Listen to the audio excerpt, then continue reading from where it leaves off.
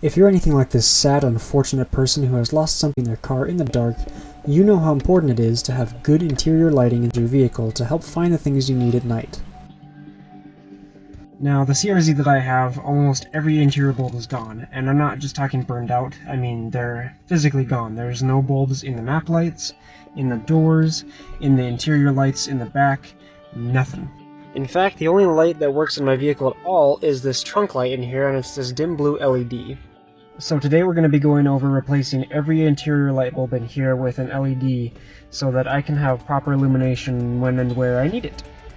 Almost all the bulbs we're going to be using today are made by Diode Dynamics. These are really high quality and bright bulbs at a good price.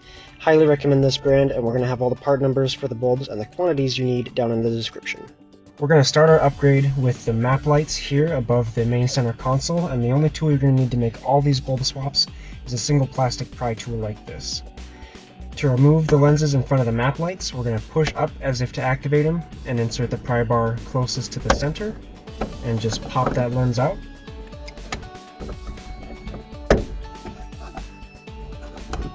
The bulbs we're going to be replacing today are commonly called a Festoon bulb. The actual part number is 3175, but this is a 31mm Festoon. To remove the originals, you simply pull them down and out from these locking clamps here, and then we're going to reinsert our new bulb in the same spot, just by pushing up until it snaps into place. With LEDs, they are polarity sensitive, so we'll want to turn this on and check if it's installed correctly. It looks like it is backward, so all we need to do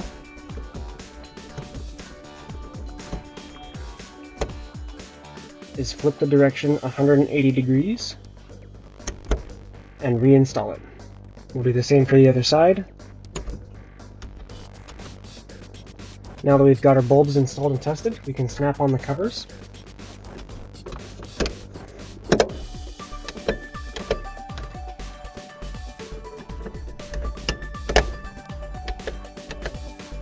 Next up, we're going to take a crack at this trunk or cargo light bulb here, and while we're back here, we're not only going to replace the bulb, we're also going to replace the housing.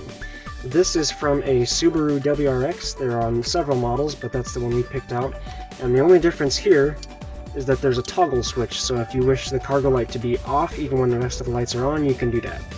To remove this light, we're going to use our plastic pry tool on the side closest to the front of the vehicle. Pop this end out, and then pull. Here's our connector. We're going to depress the locking tab in the center here to unplug it. This housing uses a really common style of bulb. This is known as a T10 or a 194 or a 168. A lot of different names for it, but it's very common to find, so let's get that swapped. Here's our new housing with the switch and our Diode Dynamics bulb. That's just going to insert in the contacts the same way. Now let's plug it in to test if it's working. With our connector plugged back in, all we need to do is reinsert and lock the housing into place. Next up, we're going to tackle what I call the backseat light, and this is another super easy removal. Just take your plastic pry tool under one of the bottom corners and it'll pop straight out. And we've got a single connector to unplug here, and our bulb socket twists to remove from the housing. We're going to install another one of our T10 style bulbs in the socket, and we'll plug it in temporarily to make sure we got it in the right direction. With that tested, we're just going to install it back in the housing.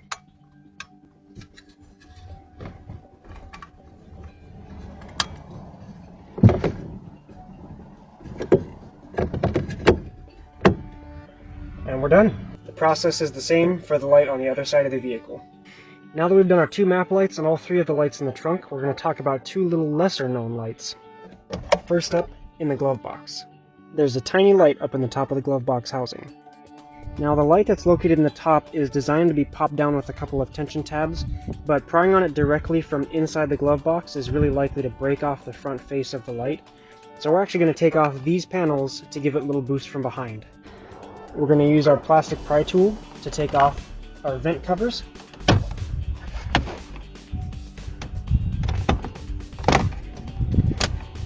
These are just held on with a few plastic clips, so they should pop out easily.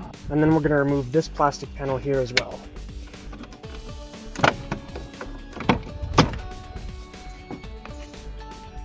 And looking inside right beneath one of the heater vents, we can see our light housing and bulb assembly inside.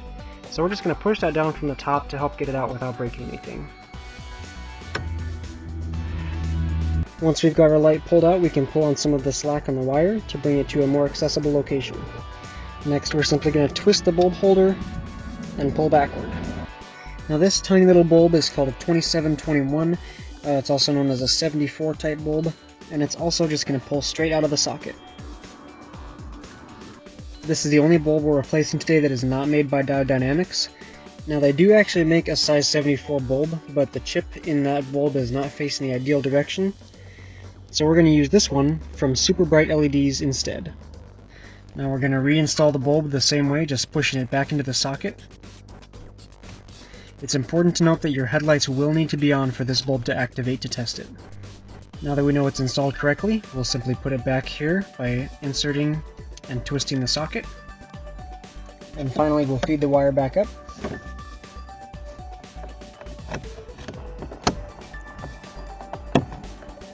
And press to install.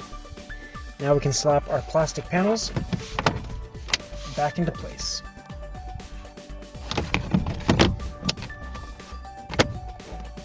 The last light we're going to look at on the inside is in front of the shifter above the cup holders. This is your interior console light. Now from the factory this is actually LED, but ours is still burned out.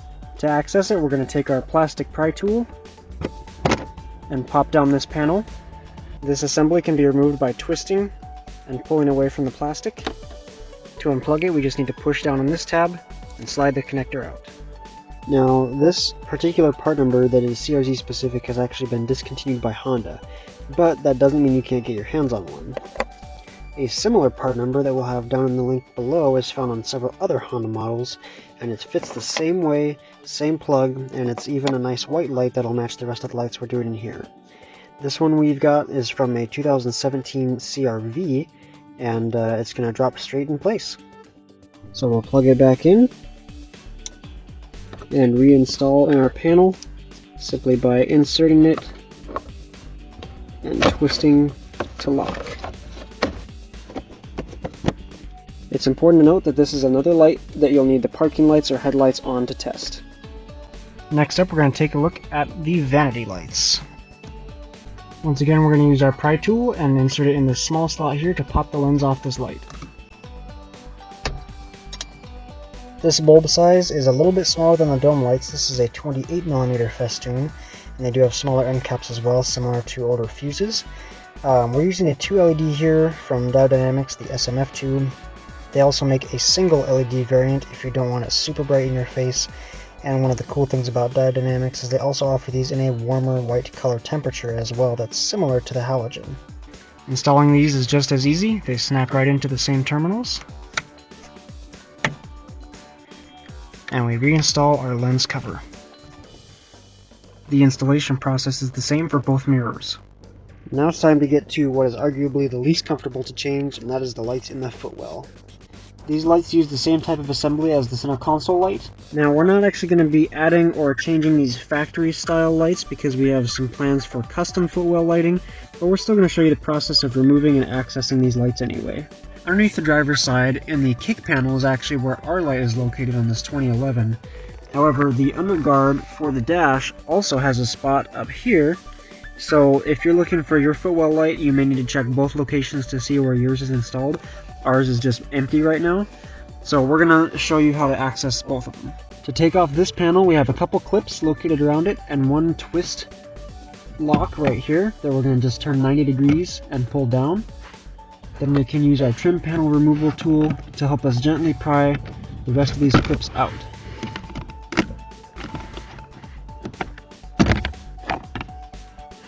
So if your factory footwell light is located in the bottom of this panel, you're done here. All you have to do is access it in this spot. It's going to be the same as the center console, simply twist and remove.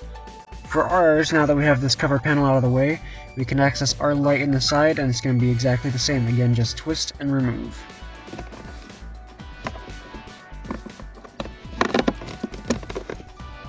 Now, as I said, this is the same exact size and shaped light module as the center console, so you can use the same part number. It'll plug in the same way.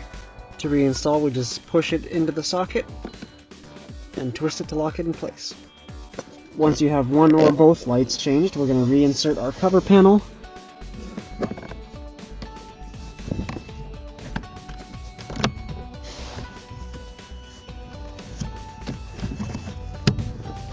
Snap our clips into place and twist this locking tab. Moving on over to the passenger side footwell, we can see that our light is indeed installed in the under dash panel, so let's get that removed. Now with this panel there's no twisting lock, there's just push tabs, so we're just going to take our pry tool and start to pop those down.